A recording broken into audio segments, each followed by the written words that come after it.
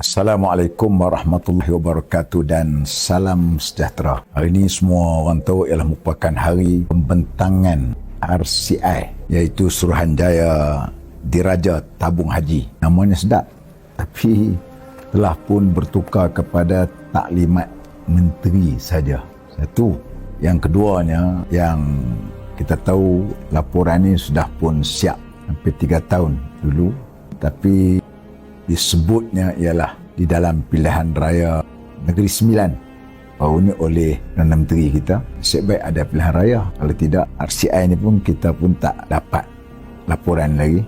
Dan yang ketiganya, kita nak pastikan juga bagaimana sudah 3 tahun dilaksanakan ataupun 3 tahun sudah pun benar ni finding oleh Suruhanjaya Diraja ni. Siasatan Diraja ini yang difungsikan oleh Tun Abdul Rauf Sharif selaku pengurusi untuk mengendalikan siasatan diraja ni.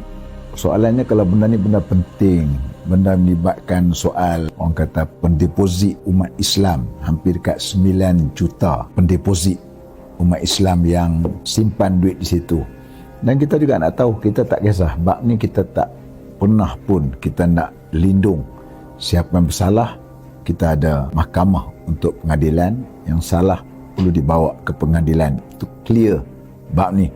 Dan isu ni ialah menyebabkan hari ini kita tidak menyertainya kerana memang kita rasa bersedia.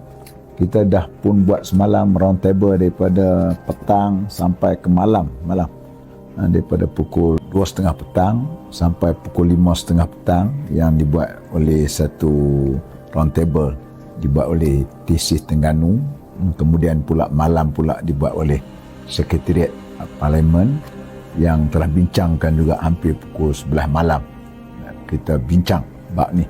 Telah tetapkan hampir 15 orang yang akan membentang atau membahaskan berkenaan dengan RCI ini. Termasuk saya sendiri pun dah ada bahan-bahan untuk dibentang.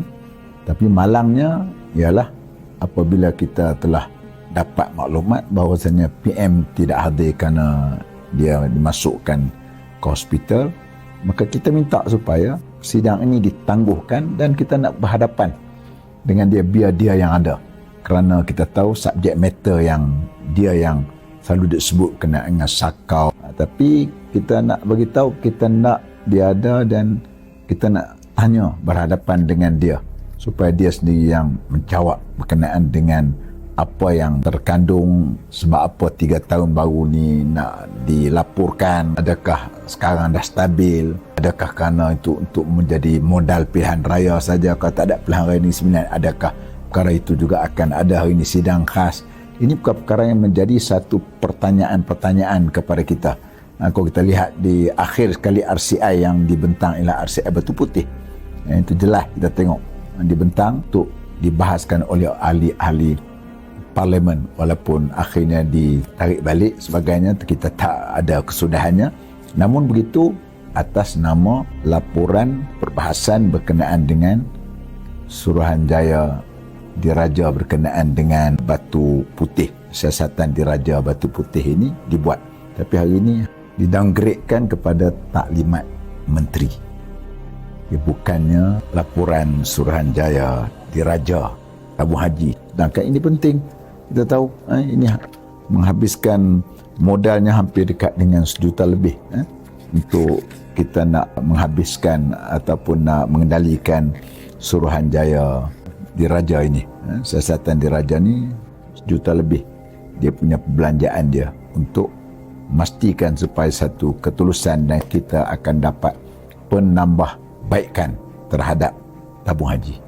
Okey, sekian, terima kasih. Dan kita harapkan rakyat boleh memahami sebab apa kami hari ini tidak berada di dalam Dewan. Ialah kami nak tunjukkan sikap kami, ialah inilah sikap yang kita nak. InsyaAllah kita kalau sakat nak bincang hak yang macam ada hari ini, mungkin kita akan bincang di dalam bajet nanti insyaAllah.